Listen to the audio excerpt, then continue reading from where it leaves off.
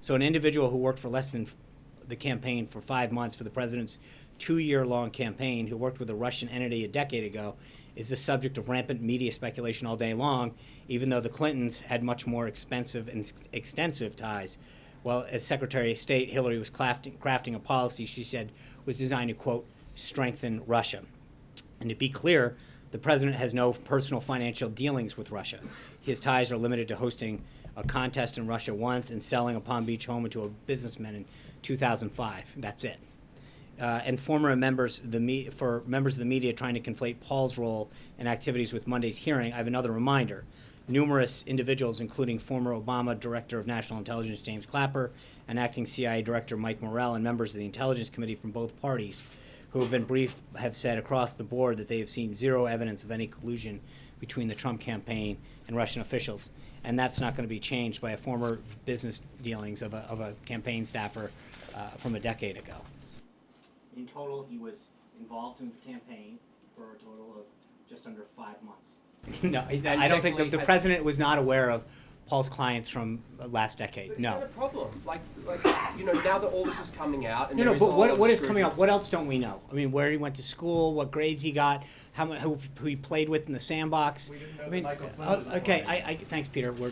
I'm having an answering question. We're all part of the conversation. No, you're not actually.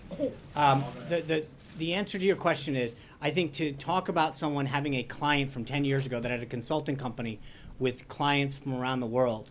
Paid millions of dollars to advance person's interests. I don't know what he got paid to. If you listen to what Paul's... the documents Hold say- on. No, I understand. I'm going to answer your question, if you give me a second. That he was a consultant. He had clients from around the world. There is no suggestion that he did anything improper but to suggest that the president knew who his clients were from a decade ago is a bit insane. He was not a government employee. He didn't fill out any paperwork attesting to something. There's nothing that he did that suggests at this point that anything was nefarious. He was hired to do a job. He did it. That's it, plain and simple. If he had known that, would he have hired him? I don't know. I don't want to.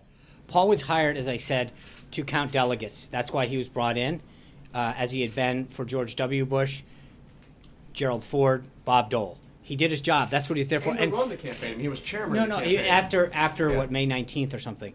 But again, I'm not going And to run the convention. I mean, you'll acknowledge it was a very prominent role. Yes, yeah, but to as he had done for the other three, he had held very significant. Look, so again, you're basically saying, hey, the work that he did, he had a client a decade ago. Would he have? I don't know the answer to that. $10 million to promote the interests of Vladimir. I don't. The answer to your question, I don't know. To look back right now and to say, if we knew now what we know then, would we have done things different? I don't know. That's a question that the president would have to weigh at the time. But he definitely didn't know. No. You're saying he didn't know. No, he did not know. Of course not. The president has brought in and will continue to hear from representatives of all interests as he continues to note that he is the president of all Americans.